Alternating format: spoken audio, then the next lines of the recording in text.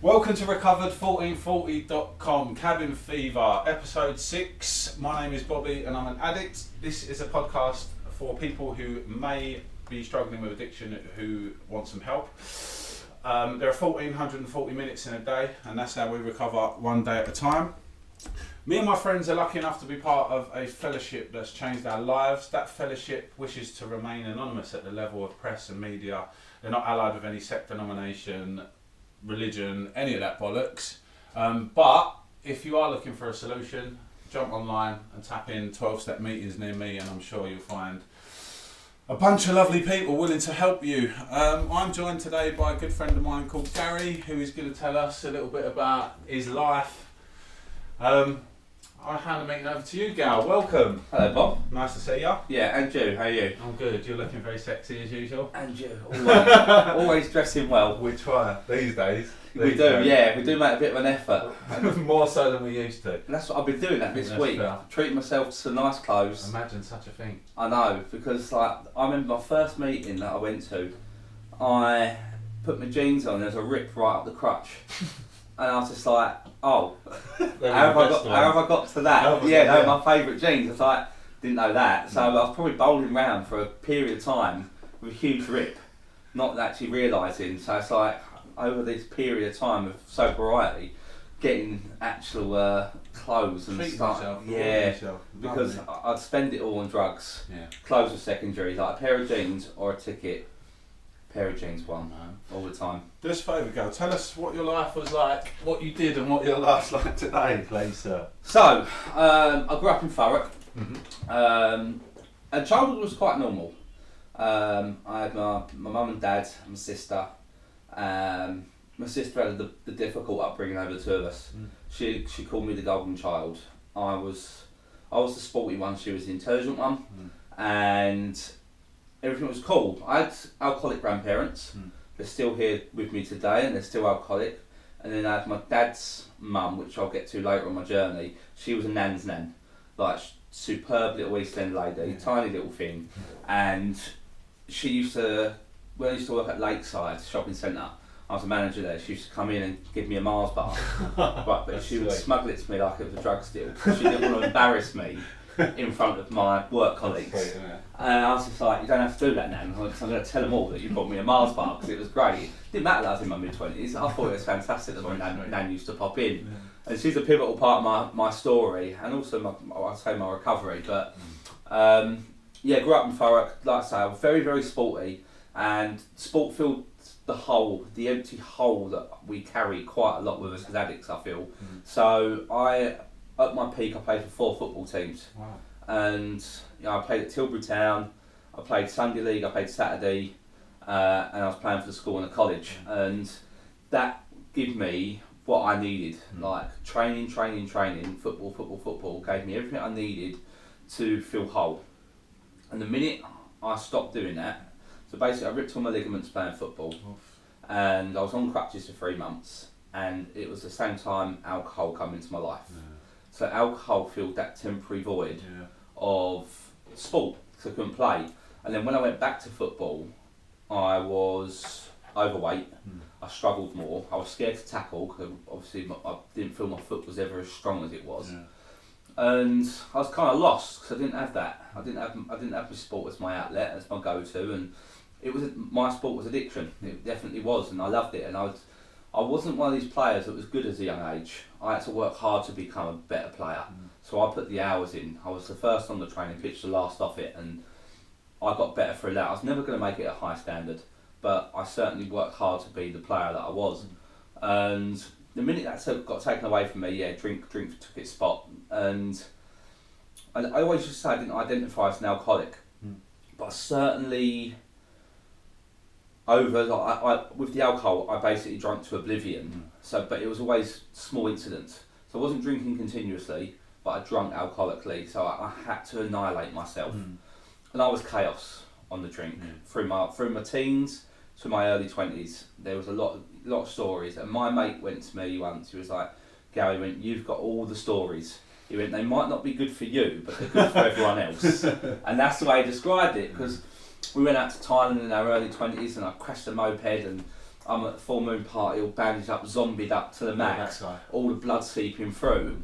Great for them, like it's a great source of comfort, and my ego's bashed to bits. Yeah. It really is, and it was a struggle. And I didn't find cocaine early. I took the first line at 23. I lost my job. I was a store manager. I won't name the store, but I was a store manager. Lost my job. It was Christmas period.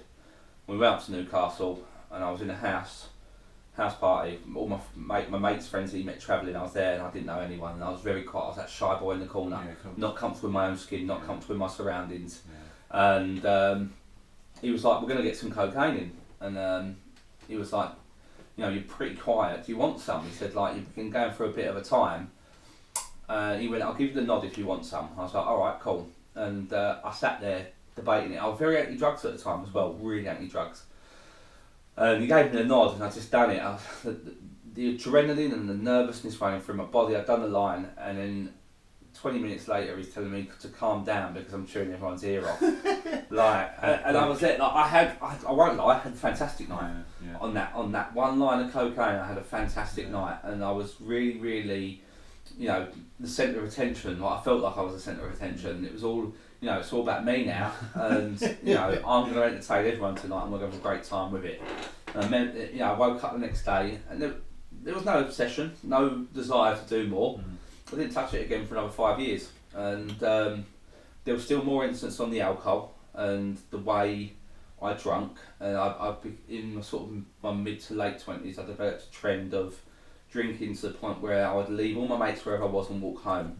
And it didn't matter if that was 2 miles or 10 miles, I'm doing the walk. That was my little thing. And I must have put my friends through a lot of worry because I'd disappear. You know, one time I rolled up in Southend Hospital after I passed out in the bandstand in the snow on my birthday, and no one knew where I was. And when I rang them, I was just making up street names apparently, so they couldn't find me. And I caused all that worry just because I drunk to oblivion. And then I got to about 28, and I met my mate Clayton. And this is where it all gets. This is where all the carnage unfolds. So Clayton done coke occasionally, and he was like, "Have you tried it?" I was like, "Yeah, a long time ago." He's like, "Do you want to get some?" I was like, "Yeah, all right, cool, I'll have a bit." So I didn't think I had an issue. Like, I didn't realise I suffer with addiction and stuff like that. I would always say I had an addictive personality because I think it sounds cool, rather than saying I'm an addict, which sounds quite harsh and brutal. So me and Clayton would do gear every couple of months. That went on for about 4 years, and it was easy to do it like that because I made sure I didn't have the dealer's number. Because I think if I did get the dealer's number, that's when I'd be off and running, and I would have a problem with it. But because I never had the dealer's number, I let Clayton buy it. It was managed by Clayton, and that was a good thing. Because to be honest with you, at that point, I didn't know where to start on looking for a dealer. So we got to about 6 years ago, and we had a series of events where, first of all, my best mate Chris, his dad passed away.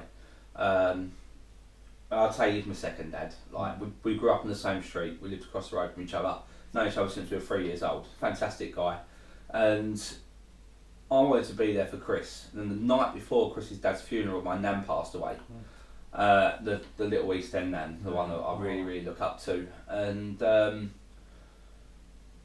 Chris was like, "You don't have to come to the funeral." I was like, "No, I want to be there for you. I want to support you." So I supported Chris through that, and I probably hadn't sunk in about my nan's death. I don't think I ever dealt with it very, very well. I actually, when my nan passed away, I had a lot of guilt and shame because I think that's quite natural. I wish I'd spent more time with her. I wish I'd pop round once a week like I always did as a child. Every Sunday I'd be there without fail. And as you get older, your life changes, and sometimes you don't do things. And I'll always have that regret. I didn't see her a bit more because she loved having family around her. And I kind of blanked out her death and didn't, I just punished myself through it. And 3 months after that, roughly, we went to Amsterdam for my mate's stag do, and Clayton had a fit twice while we was there. He went to hospital in Amsterdam. They said he's got water on the brain, and he needs to get back to England. They can drain it off with some sort of medication.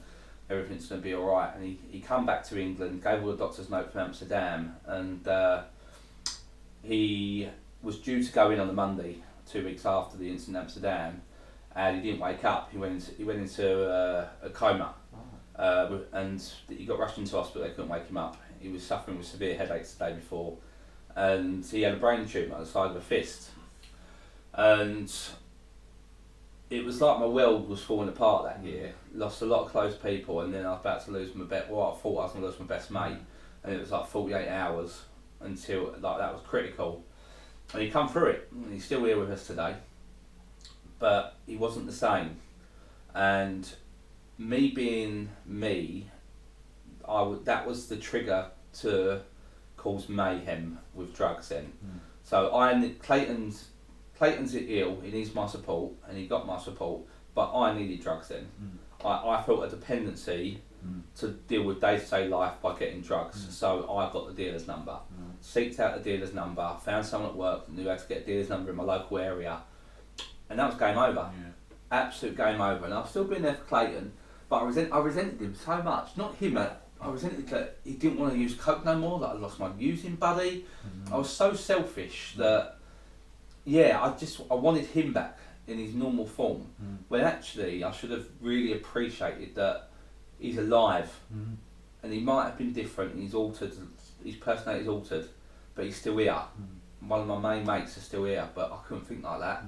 Like, I never pushed him to use coke, but there was part of me that just wanted him to use coke again. And he's selfish, and me as an addict, I am selfish. Like, if I don't work my program, I'm a very, very selfish person. And I was just like, I was gutted with that. He was very nervous and insecure, and he wasn't the same person, and I helped him get better with his memories and stuff, but actually I wanted us just to go back to the way it was, because it was never out of hand either. So, got the dealer's number, and that was it then. I had problems at work. I was getting bullied at work by a supervisor. He sexually assaulted me, I would say, by pushing his fingers against my arse while doing a meeting. And it was never taken seriously, and my mental state was just spiralling then, and I drugs filled the hole, and it put me in this big bubble where I could just sit there with myself and away from the world. I felt safe, basically. I didn't use coke to go out and be sociable. I was a sociable person before the coke. Coke sent me to isolation and locked me away, but I felt so safe. I felt, I was that scared little boy that needed that protection around him, and the only protection I could get was being in my room, locked away on my own. And and so I was living with Clayton, and in the end he found out about my drug usage, and he found about 100 little straws under my bed and about 200 tickets. And he sat down, bawling his eyes out, and asked me to get help, and said he doesn't want to lose me. And that's Clayton. There's me wanting him to be back to his old way, where he just didn't want to lose me. And it's so selfless to think like that. And I said I'll be fine. I underplayed it. I reassured him. I gave him all the lip service I needed to do for him not to worry. And then we had a row, because I said I think about moving. He moved his girlfriend in. I said I think I'm going to move out. And so they've got the space, and he didn't take it very well. He wanted me there. He didn't take it very well. And we had a big fallout, and he packed up my stuff, and it was them places. So I moved from Mockington to Hemel Hempstead to Hertfordshire to Southend, running away from the problem, because it wasn't me. No, it wasn't me. It was all these places. And no matter where I went, I'd find the gear, because it's a me problem, and I weren't happy in my skin, and I needed drugs to just get through day-to-day life, and life became unmanageable. I was doing enough just to feed myself and have petrol in my car to get to and from work to keep feeding my drug habit. I had a couple of mad incidents. Psychosis kicked in, but my psychosis became reality when my landlord's house got burgled and they were away, and I didn't know what to do, so I just stood at the window with a knife, trying to scare them. And because psychosis, the paranoia of psychosis, laying in bed, hearing stuff that isn't actually there. So then when you do hear something and you check the window, because I was a blind twitcher looking outside all the time, And then you see these two people actually standing there. You're like, scary. shit, didn't know what to do. And my mate's asked, like, what are you going to do tonight? I went, probably just throw it them and run. I was like, I ain't got it in me to do anything like that. No. And then I crashed into a lady in my car after about 45 minutes sleep. She was moving to the Caribbean the next day, and I ruined that for her. Fuck. And I rang my mum up. I said, look, just so you know, I'm probably going to get arrested in a minute. I said, I'm on coke. I've crashed into the back of a woman's car. I said, and she's called the police. So I said, like, you need to be ready that I'm gonna be taken away. And they checked my blood pressure and went, your blood pressure's through the roof. And I was just like, no shit. No shit. And I was just like, and I was just like waiting. I stepped out of the ambulance, two cops standing there. And I just went, right, what do we need to do? Because I was like, I just fully expected it. And I was like, oh, you can go. And that should have been my call to go, you need to stop this. Yeah. But what I done instead was when I need a holiday, went away for 3 weeks, smashed myself up on alcohol, but when I haven't done coke, so I'm alright. Yeah. 3 weeks of beering it up, come back, the minute I got back Restarting. back to the dealer, back getting gear, still the obsessions on me because I replaced one thing for another. And then I couldn't get coke when I was away, I didn't seek it, but alcohol was still there. I still needed something to self-sabotage myself and put me in that little bit of comfort in that bubble where I felt safe and, you know, just that disconnected from society was enough for me. And so my final move, I moved to Southend into a house share, and I effectively a drugs den. Bloke above me got arrested because he was dealing cocaine. I had two people smoking crack, me, and even then it was like these people need help. Like the judgment. I'm nowhere near as bad as these guys. I was like, these guys need help, and I was like, I've got to get away from here. Like, this is insane. These are bringing me down. Like, so my landlord was just like, look, I want a flat, mate. So I moved in with my landlord, and moved in, and he suffers with drink. And it was a blessing and a curse because I looked at him and I was just like, that's me. It was looking in the mirror, like his behaviours and stuff like that. I was like, that's me, that's terrible. And I got a job where I was on assignment, I was working permanent earlies with endless overtime, so I could spend endless amounts of money on drugs. And my mate actually recommended a podcast to me. He said, you need to listen to it. That's interesting. Yeah, and he said that, he went, I don't think, you might not need it, he went, but it's worth a listen. And he was my little angel on my shoulder that day, and I said, in fact, he saved my life, my mate Brett. And it was a podcast, and I related to everything to it. And I spent 2 more weeks smashing myself to bits. And my last use up was West Ham and lost to Tottenham.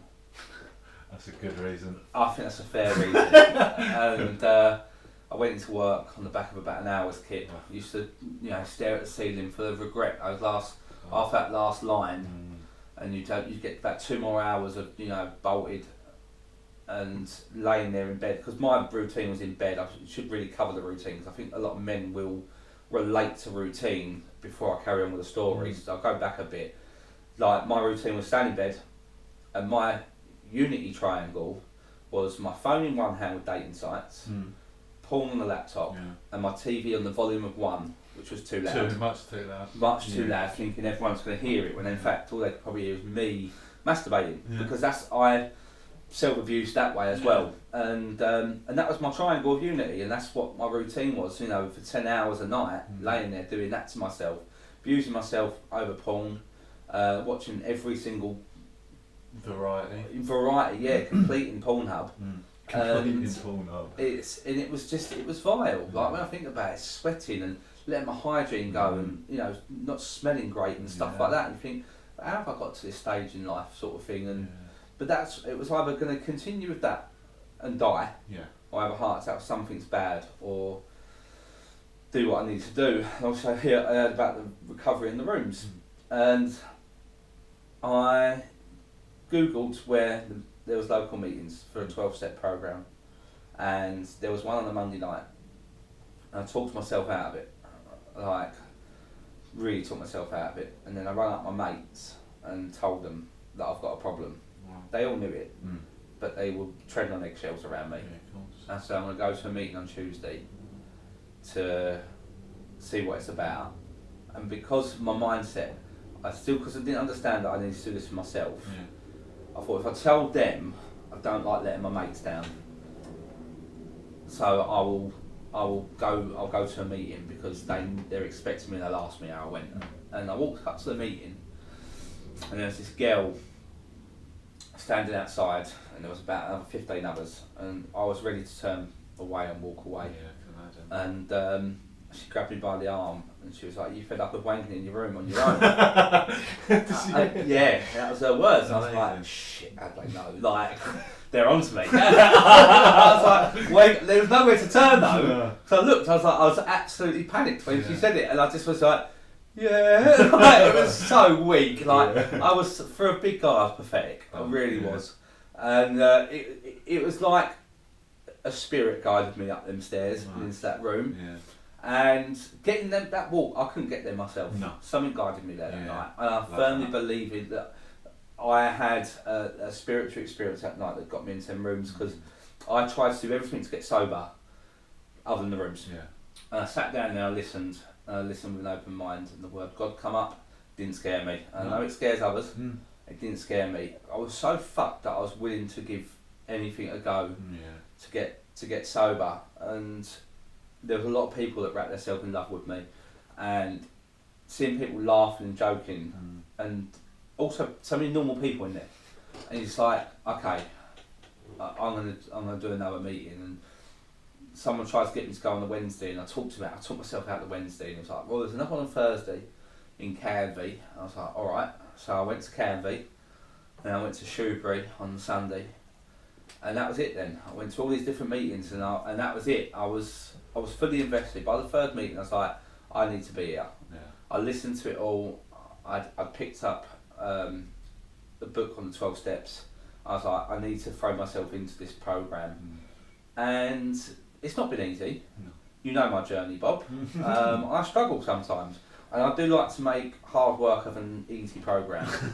And I picked my first sponsor. I didn't feel that was working, so I got another sponsor, and I changed that one on step 4 mid-holiday, which was brave move at the time for me, but I knew it wasn't right. And then I got another sponsor, Darren, who's been a little shining light for me. He's been superb, and I do struggle with day-to-day life. Like, I don't feel like I fit into normal society, but I fit in with a bunch of addicts. I feel I belong with that, and being around normal people can be hard work, but working the program will give me a bit of structure around it. And I notice it, because sometimes I don't want to do a gratitude list, sometimes I don't want to do inventory, sometimes I don't want to pray and meditate, sometimes I just want to feel like I want to have a day where I'm normal, but I'm not normal, I never will be, and if I work my program and do the basics, it takes an hour of my day up,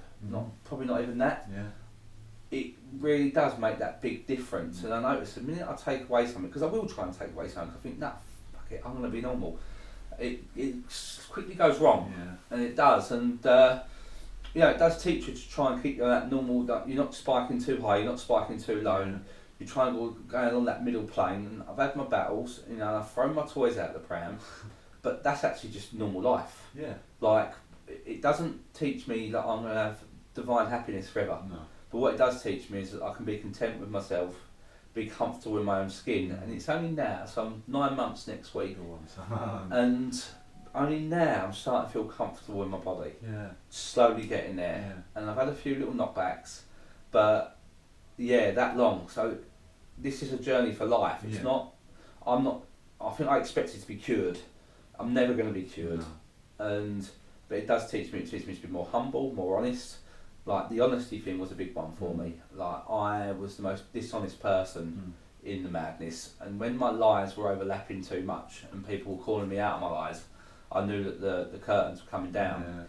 But the minute I started being honest, so the minute I told everyone that I've got an addiction issue, and it weren't just an addictive personality that sounded trendy, it was freeing, and you felt a weight, you honestly feel that weight come off your shoulders, and doing the 12 steps as well, and the order they're in, it is a beautiful journey you go on. Isn't it? Yeah. You know, step 1, 2 and 3, you know, you're learning about yourself, you're learning about recovery, you're learning about how it works, and you know what you've got to do and what you've got to accept, and then you get to that step 4, and I held back a little bit on step 4, and I'm revisiting it now, because I put everything down, all my harms and stuff, and character defects, fears and everything, and there was no surprises in my character defects and fears, very aware of it, but I didn't do my sexual inventory as much as I'd like, and we're revisiting that. That's because I noticed that now the treatment of drugs are gone, my habits in the sexual habits then come into play, because I'm still up for a bit of self-sabotage, you know, I still want to dice with death a little bit, or play with fire, I like it, like, one of the people in the room said to me, when self-sabotage is sexy, and I agree with it. I think it's a real powerful way to look at it, and I have to flirt with that sometimes, and I've just got to start flirting with positive influences. So I'm, you know, playing football, going for a run again, and I'm a big lad. It's a struggle, but I'm trying to get back to things I love. Like I need football. I need to play a bit of five-a-side to fill that empty hole that I can sometimes get.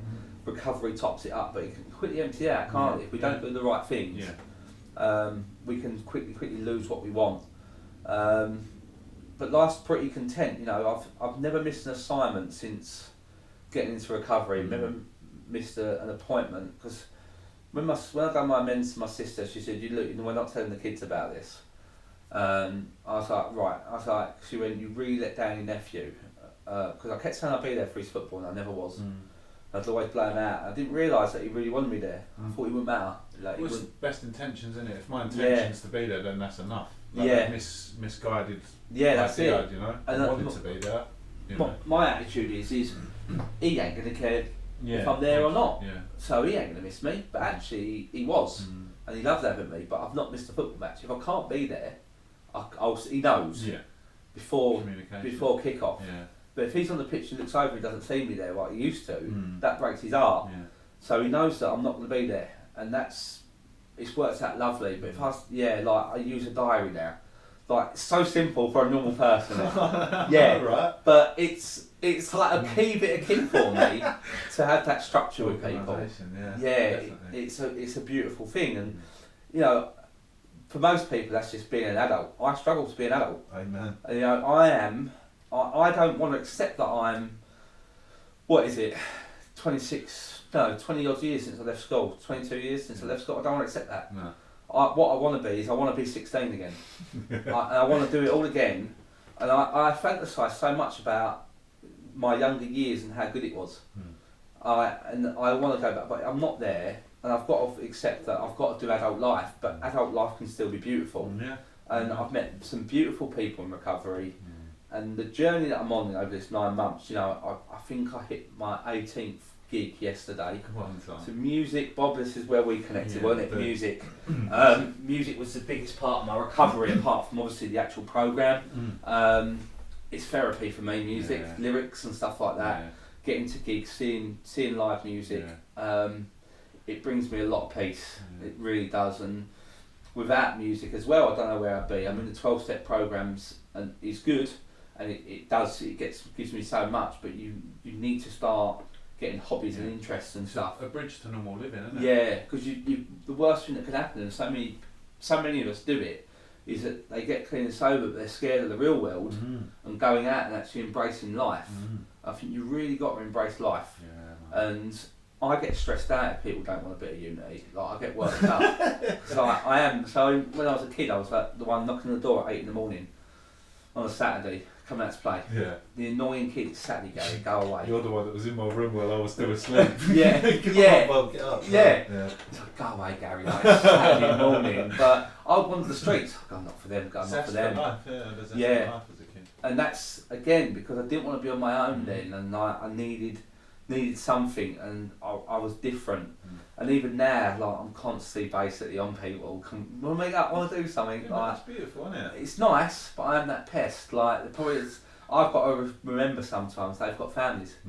and they've got their own stuff like to deal with. Where I always want to go out and play, and that's the bottom line. All under your arm. Yeah, literally. Come on, let's go. Yeah. But I'm more comfortable with that now than what I used to be, and it's a really humbling experience because I didn't know who I was, and at the age of 38, I finally find out who I was, and go on this journey. And this is my best year I probably had for over 20 odd years. It is unreal. And if people are not sure about recovery, all I can say is just go to one meeting around the 12 steps and just with an open mind, because we weren't an open mind. And if you feel like your life's unmanageable and you're struggling with day-to-day things and you're depending on a substance, just give it a go and just be a bit willing. Because for me, I gave up one thing, but I got everything I wanted. Wow. And we always talk about, like the book says, about your life beyond your wildest dreams. Well, my wildest dreams was never cars, it was never a big house, it was never staying in 5-star hotels. My life beyond my wildest dreams was having a big friendship group that loved me and I loved them, being comfortable in my own skin, going on a few little trips and just being around nice people and just having a bit of peace in my life. Like, I don't want much life, so I'm not materialistic. I want it's the memories for me, everything. And my life's beyond my wildest dreams is creating memories. And I've had enough memories this year, nearly, that would probably replace the last 10 years of abuse on myself. And I've got to do 10 years of recovery straight away just to level out my 10 years of abuse. And then I've got to then carry on living my life. And I've got to move on, I've got to move forward. But it's not been a bad first 9 months, to be honest with you. And I'm just loving the journey, like meeting people like yourself, Bob, and others. You know, I would fully expect that we're going to be in each other's lives for the rest of our lives. There's a reason I got put in your path, and we met in Shoeburyness. And the minute I met you, I was like, yeah, this guy's a bit of me, and I wanted him on my journey. And it's been beautiful, beautiful getting to know beautiful people. And I listening. I've never used to listen. It was my way or the highway. You know, someone like yourself who's got multiple years of sobriety, I listen to, and I take on people's opinion. I don't shut the door on opinions no more, because you've got something I want, and other people have got something I want, and it's and it's not wealth and stuff like that, but it's just you as a person, and you can learn so much about yourself, about others, and you can get what you want from life. And I can't thank it high enough. It saved my life. That's the bottom line. It saved my life. I got willing, I got humble, and I got honest. And without that, I just don't know where I'd be right now, because I think I was getting to that point where something bad was going to happen. And I'm going to be forever grateful for the people that I've met, for the people who helped me and supported me. And if I can ever give anything back to anyone else, that's the biggest gift. Try and give what we've been given, and getting to that 12th step, and just being at peace with myself. So I think that's my journey there, Bob. That's powerful, Gal. Thank you ever so much, mate. No problem. I love you. I love you from the minute I met you, really. And to see your journey over these 9 months, you met me early. I think it was in my first month still. You met me. But the change, the change, even just of late, the change.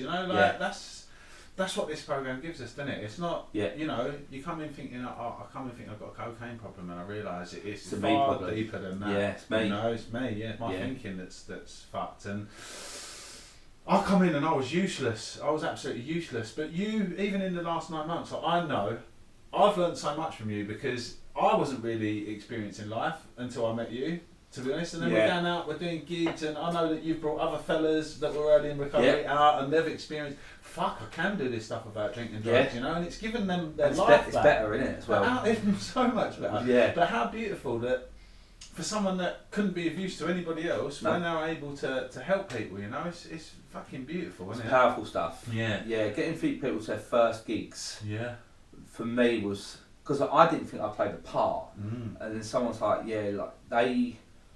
someone was struggling in and out of the meetings, and they've relapsed a couple of times, and he's one of my best mates in recovery now. I've seen that person come in for years. And he's struggling now with that aspect of it. Gone through the work, And he said He's lit up. He's lit up, and he said that was his spiritual experience that day. That. And he had a sober gig, and we met John from Reverend and the Makers. Nice. And it all clicked into place for him. I'm happy for him because he's a top guy. He is. But yeah, and I remember saying to him because of that experience, because he didn't want to go to the gig that day. No.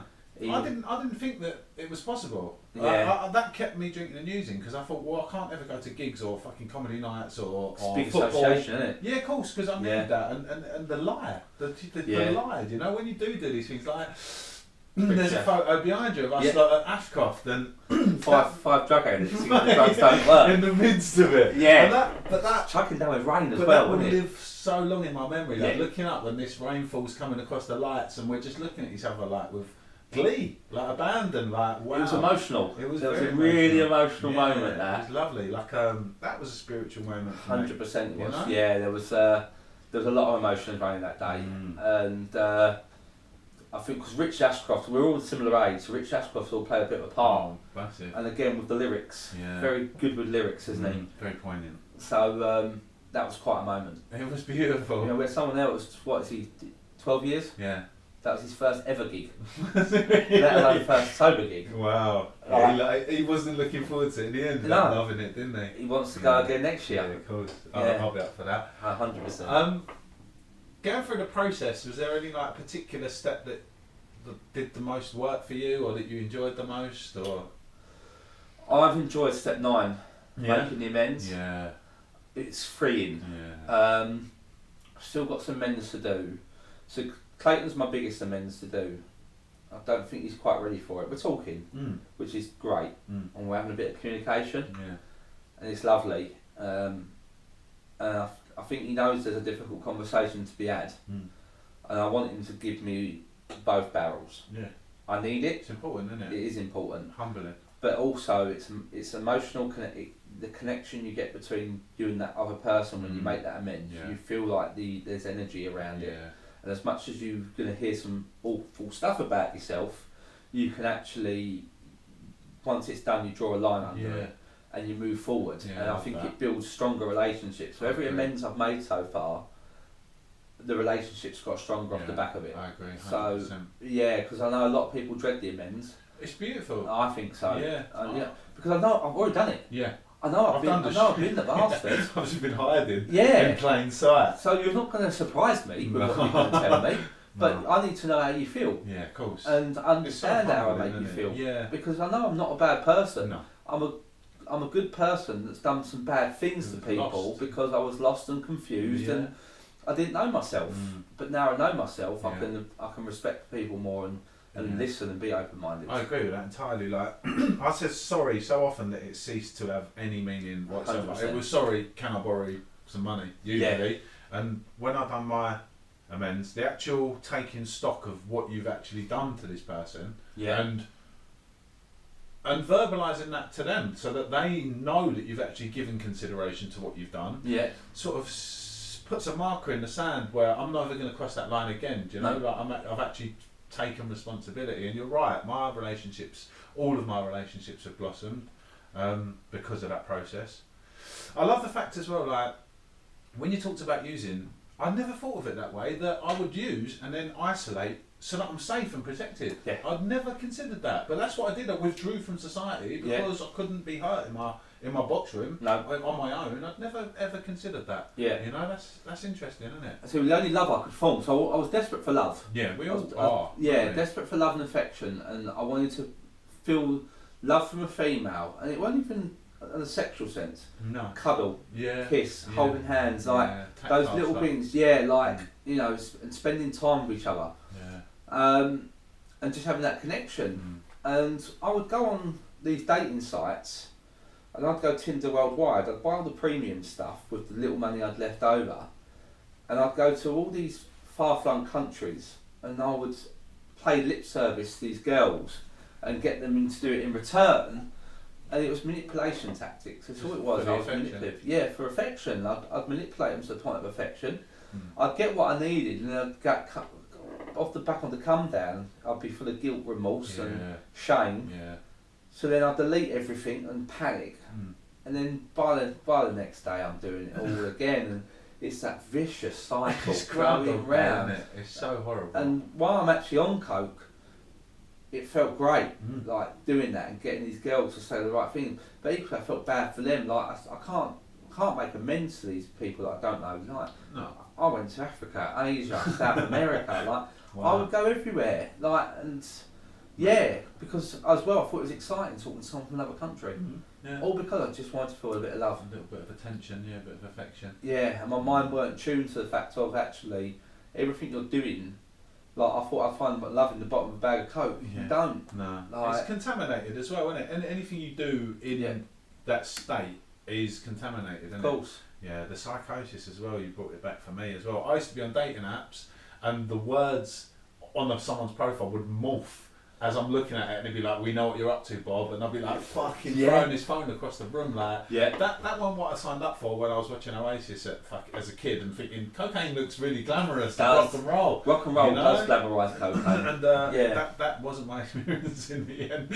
It was far from glamorous, you know? And you spoke about like letting your personal hygiene go and all of that stuff and in the end I was like using for 2 or 3 days and then laying in bed for 2 or 3 days and just in a pit of despair and it was fucking horrible. And my life showering's an effort. Of course it is. Well, I'll do that later, I'll do that, you know, manuana, that was my life. And like you said today, like to be able to be present and actually do the things that I say I'm going to do is revelationary for me. Like so much of my life, like you were talking about appreciating the things that normal civilians take for granted. I honestly feel like we get 2 lives. We get this one that prepares us, and then we get this second one where we can actually appreciate these little things that other people take for granted. You know, my gratitude list today, I'm grateful for fucking central heating and fresh clothes and hot water. Because I didn't, I didn't experience those things before. You've got money to buy things, like little things, but like little things. Again, like, I'm not even worried about the brand. My trainer's probably the only thing that I do. I think every addict's got a fucking trainer things like so. I had 60 pairs of trainers in active addiction. Fucking, you done well in active addiction. They went because I got like I was buying pairs of trainers. It was like as addiction was building, so I still had a little bit of disposable, and I buy my trainers. But because I worked for a footwear store for a while and other things like that. I got my discount and I built up my collection, but in the end, that collection went because I needed my drugs.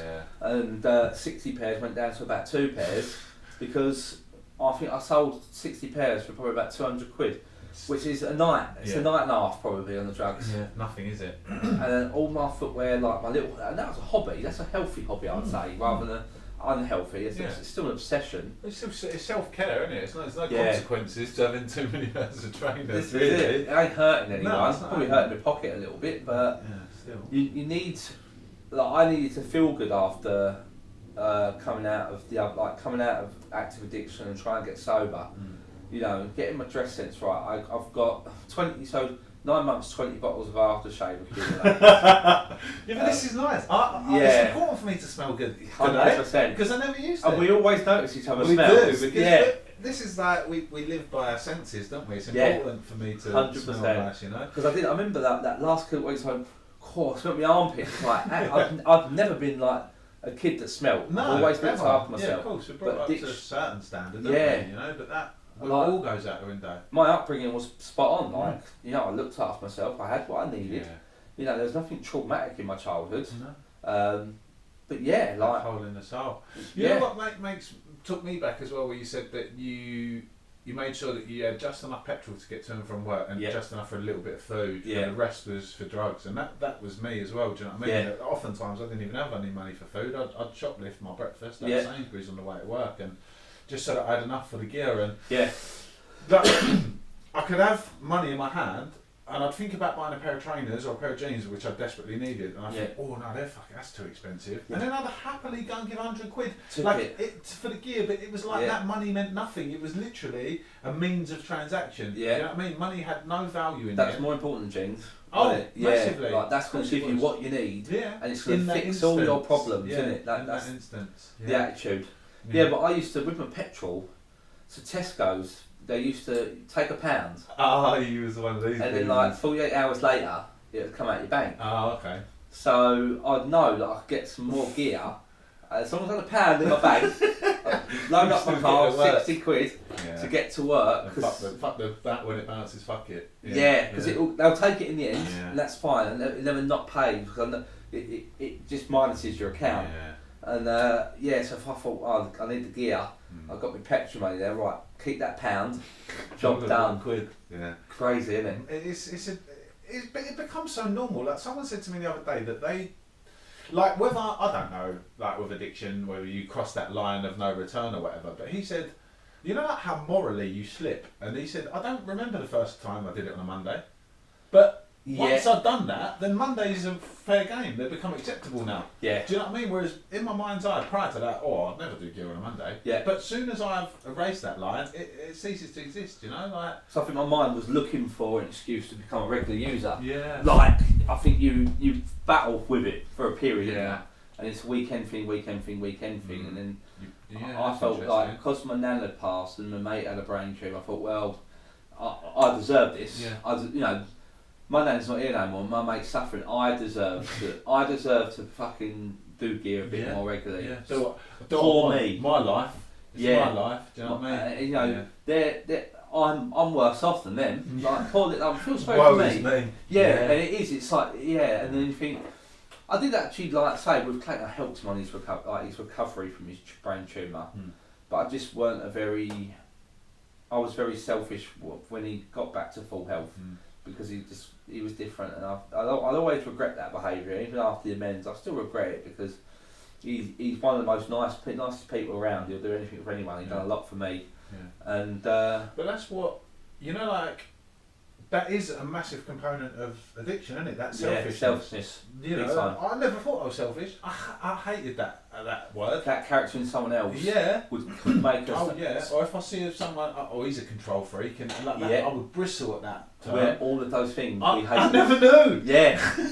But by the time I went through the process, and I'm like, I was such a nice kid. I thought so. Yeah. I generally was. Kicking me in the bollocks. Yeah. You know. There was obviously, we all had selfish moments as children and stuff, and it's part of growing up, but I used to just want to be happy with everyone around me being happy. Yeah. If they're happy, because and what we get now, if we see other people happy, we're happy, don't we? Yeah. But that was what I was like as a kid, and I lost all that. I was seeking being happy, but actually my happiness comes from helping others and being present for others, you know. Isn't that beautiful? Yeah, and all my friends around me, my old friends, not the new ones I've made, where they've seen my journey, they're just happy that I'm well. And that's normal for a normal person that ain't people, selfish, isn't it? To be happy for others. Yeah. I hated when other people were doing well. That's it. I'm so resentful. Yeah. I never knew. I didn't know that I felt that way, but inside of me, I'm judging and I'm, look at that person. How dare they do well? I had some real frank discussions with Chris. So, like I say, Chris was the guy I known since I was 3. And Chris's path, he went travelling 3 times when he was younger. And Chris was the one that always wanted to be the free spirit, travelling with no ties and no commitments. I was the one that wanted the wife, the kids, the family. 2.4 children. And Chris got married, and he's now got a little one, Casey, about 4 months old now. And he felt guilty because he knew that's what I wanted. Yeah. And he found it hard, like telling me and stuff. And that's sad because actually, Chris is the only person I've never resented for what he's got. Chris grew up, he was really poor. Really poor. He's worked so hard to get everything he's got. Nice. Like, it's earned, it's not given. And we have to earn what we've got now. And you can finally appreciate that. And I've never resented it. And do you know what? I'm glad I got sober before Casey was born. Yeah, lovely. Because I'm there now and I'm present. And Uncle Gary, and he wouldn't have known me. Like the thought, like Casey, I wouldn't have seen Chris or Casey as much, and Lauren, his wife. And he's got an amazing family, but they're my family as well. That's it. And I'm so lucky to have them. Like, and all we wanted, Chris wanted to see me is get well. We tried everything to get me well, and I let him down so much. And and he never has to feel guilty about what he's got. No one can. Because he's got a beautiful life. Yeah. But like he's you said, a humble, beautiful person. Yeah. He deserves it. And it's a shame that he felt that way. But obviously, my personality was showing that I probably was a resentful, bitter character because I was unhappy in my own life. Yeah. our relationships, it's just like spot on again. He's a good bloke. Do you know something else I love about this process is that I sort outside of myself for things that would make me happy all the time, like drugs, sex, fucking clothes, status, all of those things. And the truth was revealed to me in the process that we go through, which is that a lot of my self-esteem and happiness comes from helping other people. Yes. Who fucking knew? You know what I mean? I'm like selfish to the core, me.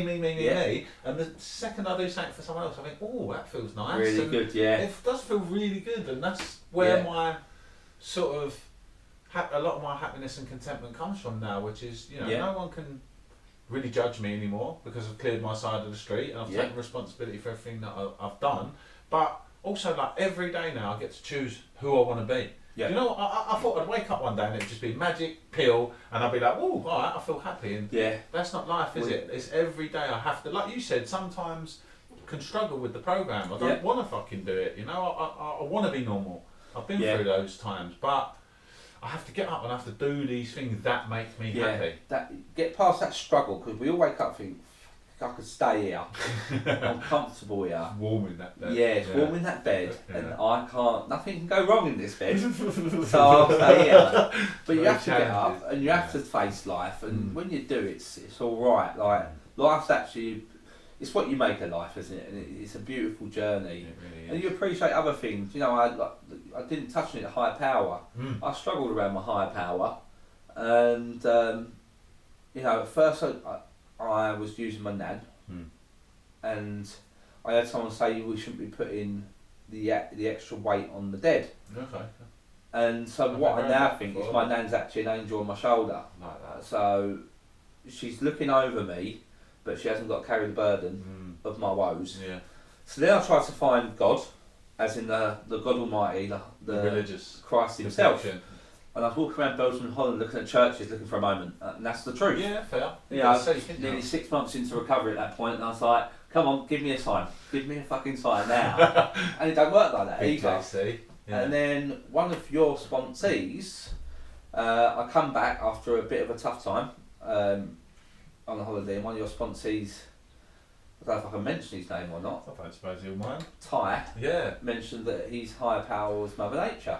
Yeah, wow. Yeah. And when you think about Mother Nature, the trees, the planet, the ocean, the sky, and everything around us, it's all set up for us. Like, there's a real comfort around that, because I've always been at one and a bit of peace when I'm at, like when I go for a walk through a forest and stuff like that.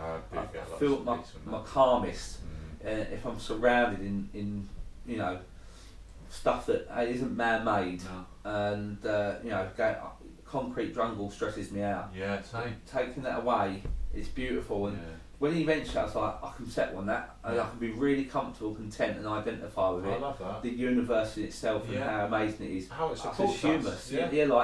Animals and us and how we're formed and stuff like that. It's like I can really identify that as my God, as my higher power. Yeah, I like that.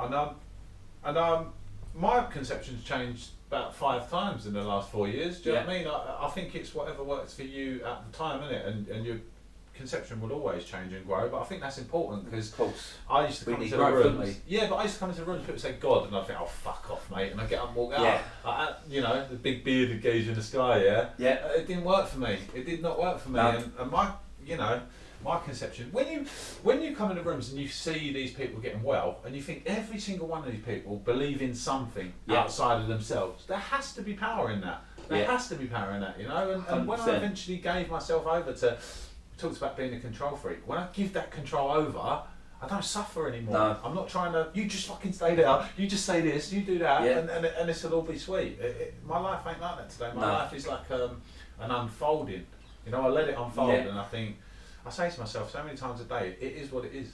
Yeah. Do you know what I mean? I say that a lot of people hate that saying, but I like it. I like saying it. Fuck them. It is what it is. And as well, if you had told me before this journey that an addict could help me get sober, I'd be like, no.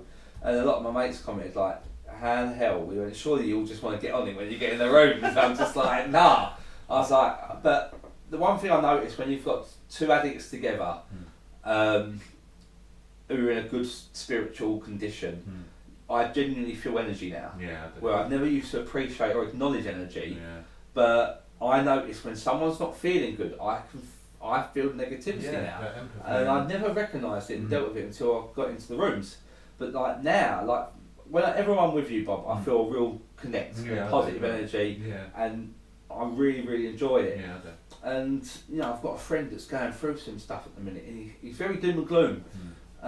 He does it. I can feel the energy zapping out around me. Like, be careful around that stuff. My like, ball that I used to put around me, my ball now is that this invisible energy that I'm trying to be a good, positive person, and I'm trying to get him to be positive. But he's got so much good stuff going for him. He's letting this one little thing bother him. Yeah.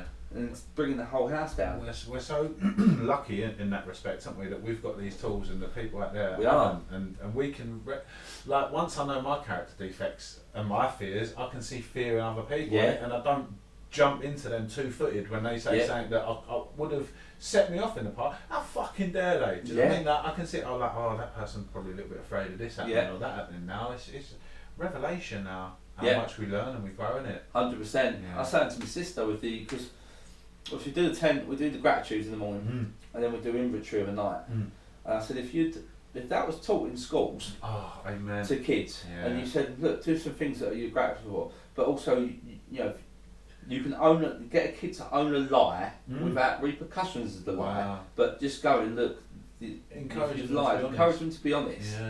Imagine how a more tolerant kind of society we would live in, and it teaches us that, this program. I've got a lot of ambitions with regards to like children and how we can teach them with the tools that we've been given. I would have loved, you know, even as a kid, like you go through trauma, or imagine someone sat you down at the end of the day and went, was there anything that went on today that frightened you, or was there anything that scared you, or was there anything you was dishonest about that you might want to talk about now? Imagine how they grow from that. Well, the next day they get to start their day again fearlessly, do you know, rather than having that burden and that weight of anxiety. You remember being a kid, like if something happened, like say you got bullied, walking in next day to face the bullies. All the time to me. I would be with a group of friends. Everything would be sweet on a Sunday. I'd go home on a Monday. Oh, these lot are after us. Why? And now I've got this sinking thing that this gang are after us, and I've not even played a part in it, and I'm terrified. And I've got to live with that knot in my stomach. And like, other kids ain't suffering like me. Other kids might enjoy that sort of. Some do, don't they? I've got a few friends that, you know, are at Her Majesty's pleasure that did used to enjoy that. That wasn't me. I was a very sensitive child. You know, if I'd have had the facility to talk to someone and explore how I felt. But life was just a series of events that used to happen to me. You know, like now I take each day as it comes, and like you said, gratitude in the morning, bookend it of an evening. That's my day encapsulated in that day. If anything bad happened, we've owned it and we've owned it, dealt with it. Tomorrow's a fresh new day, you know. What's your ambitions for the future, Gal? How do you see your life panning out from here on in? Because obviously you've had your eyes open to the possibilities of what's possible for you now, and I've seen you growing. So I think I've got to go back to further education at some point. Education was never my thing, but now I understand myself and why education wasn't my thing. It kind of makes sense. I'd like to be involved. I'd like to obviously lose a lot of weight, and I'd like to be involved in football. You look like you've done a load of weight, to be honest. A little bit, yeah. I've been trying to monitor, again, the same way I monitored the Coke, crisps, chocolate, sweets, count my days. Like my first takeaway on Friday for 3.5 weeks. See what I mean? That's growth. That is growth, because I couldn't go 4 or 5 days. No. So... And it's nice to have a little treat as well, isn't it? You got the little things, and it's a reset. I've reset the app and I move on. But, I feel that my calling's helping people. You know, I've got one sponsee. Unfortunately, he's out there again, and when he's ready, he'll come back. I'm up for taking on more sponsees and taking on the work. I want to show people that actually there is a good life, and I know we've shown a few people this year, you know, that within music and stuff, you can do what you want to do. But I think my life's helping people.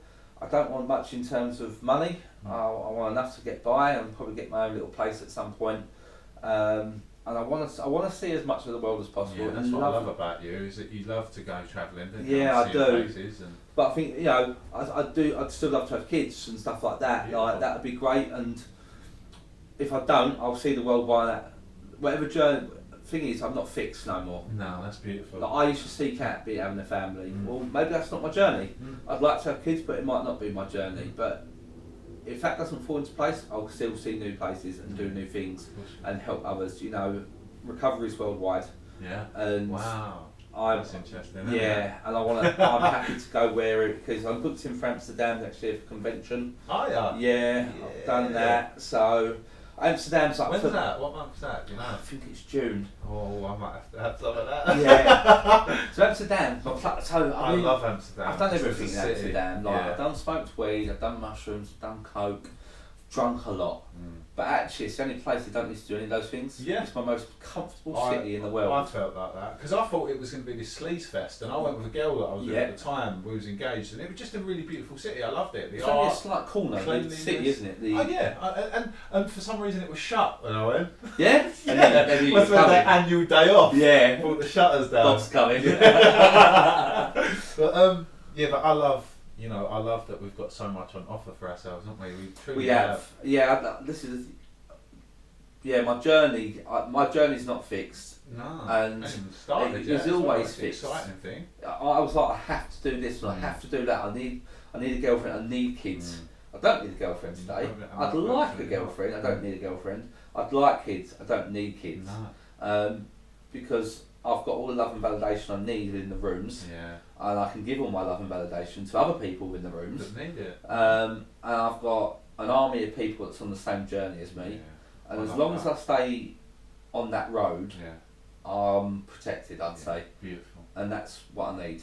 The last thing I want to ask you about is that you know, so many people, like, I defined an addict as someone on a park bench who was like fucking covered in their own piss and all the rest of it. And then when I got to a meeting, I see all these people outside happy and joyous and laughing, and I thought this can't be the right place. And like you, there were so many times when I wanted to leave. Yeah. What would you say to someone who might be listening to this who's curious and they find themselves in that position where they get to a meeting and they're just frightened to go over the threshold, you know? I'd say get uncomfortable. Nice. The first thing I did was get uncomfortable because I've been comfortable so long.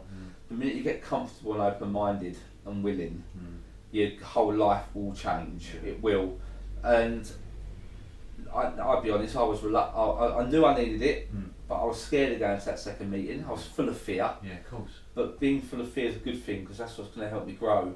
And I would just say that don't ever shut the door on one meeting.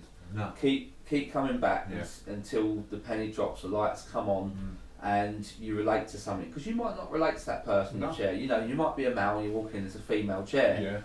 Yeah. And the girl that grabbed my arm and took me in the room, she was chairing that night, and I didn't relate to her story, but she knew what I was about. Yeah. She said to me outside, and you know, you'll always find something to relate. And I think so. That's why even if it's not the main chair, is it?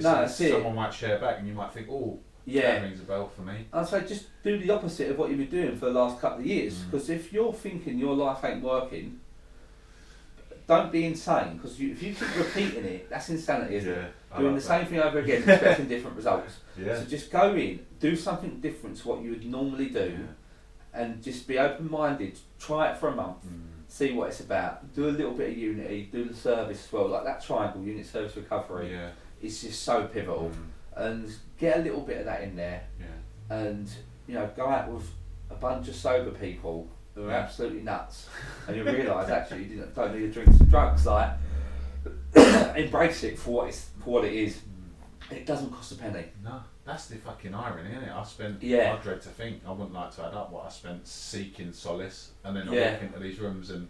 They say if you've got £1, put it in a jar, and if not, keep coming back, you know? Your own happiness is free of charge. Yeah. It is. And you've got total control of it as well. Yeah. Only you can dictate your own happiness. And I paid thousands and thousands of pounds chasing my happiness when actually it was for free, and I just had to take one thing out of my life to get back to normal happiness again. Beautiful. And that was just losing the drink and drugs. Yeah, what is it? Like we said earlier, change one thing and then everything changes. It's such a small sacrifice as well when you actually look at it. The reality. Because it's not giving me anything. No. It's not. You know. No. you're forever chasing that first line, that feeling. Yeah. You'll never get it back. No, it made me laugh when you said you had a brilliant night the first time you did it on one line. Yeah. Wasn't that the case? Like you'd have half a grand between four of you. Yeah. You're like, this is the best. Yeah, this is fine. I'd have 4 tickets to myself, and Yeah. I'm in absolute misery. It's not enough, yeah. It's not I enough. remember walking down to the seafront regularly, just tears, sitting there on the beach, like, how do I get out of this? Yeah. How do I do it? And yeah, like I say, when Brett introduced me to that podcast, changed everything. Changed everything. And yeah, just keep going until the magic happens. Because it will happen, won't it? And I like going to different meetings as well, like because you will find the people that you connect with, like your tribe. That's a bit cliche, find your tribe, but it's true. You'll go to different meetings and meet different sets of people, and you will feel comfortable. Yeah, recovery evolves, doesn't it? Like if you sit still, you'll go stale. Old habits will form. Yeah. And you know, so I'm just about to get to that 9-month stage, and I went to a new meeting the other day, and they asked me to do a bit of service there. Lovely, isn't it? And it's like, right, well, I'm evolving. You know, we went to one in London, Chalk Farm. Yeah, that was nice. That was really, really good. I went to one in Hull, and that was really good meeting. Powerful. But I'm up for doing that. Yeah, like, and Amsterdam has bilingual meetings, so I will go in and I will try some of these bilingual meetings because they will have a different view on fellowship. Because like where we are in Essex, in London. There, we noticed that there are big differences in recovery and the journeys that they're on. Yeah, we're very lucky, aren't we, in Essex? Yeah, I'd say so. Yeah. We're blessed with a lot of meetings. We are very much. Like there's always one within 10 miles on every given day. Yeah, and exactly that. And when I was new in, like, if I'm going to be using every night, why would I not go to a meeting? Do you know what I mean? They're safe havens, aren't they? Yeah. I just want to say thanks, Gal. No problem. To be honest, like, Always thanks happy. for coming today, but just thank you for your friendship. Like, I've learned such a lot from you, and I love you genuinely as a person. You know, like I never experienced that in addiction. It was always what's in this for me, and that's not the case. I just see you as a really beautiful person. Yeah. And I'm grateful to be your friend. Same to you, Bob. When I met you, I might have even got my 30-day chip, possibly then at Shoebury.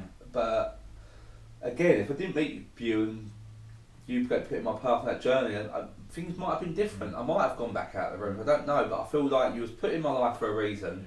I do love you like a hell of a lot, and you have got the biggest heart. You also give the biggest cuddle. Everyone gets to meet you in person. They need the bear hug. I love them as well. Yeah, they're good. You do. I do. We're needy people, aren't we? We will. I love I love tactileness. I always have, you know. But yeah, you've been there on the phone at any time, even if I'm in a bad place or a good place, and you've always got good words of advice. I listen to you, and yeah, I'm glad to have you in my life, and I'm hoping to have you in my life for many, many more years. Sure. To the end, mate. Now, isn't it? That's it. Family now. That's it. Thank you for your wisdom today. Can you do me a favour and lead us out in the usual way? Yeah. Who's large and in charge? God, grant me the serenity to accept the things I cannot change, courage to change the things I can, and the wisdom to know the difference. Beautiful. Amen. God bless people. I shall see you on the next episode. We may refer to the source by different names: God, a higher power, the Holy Spirit, or perhaps the cosmos. This source is the entire universe, the unified field, everything that is beyond the perception of the 5 senses.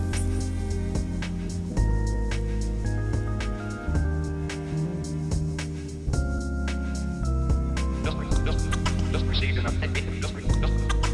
our news. And further details of this continuing story. Just received in our and further details of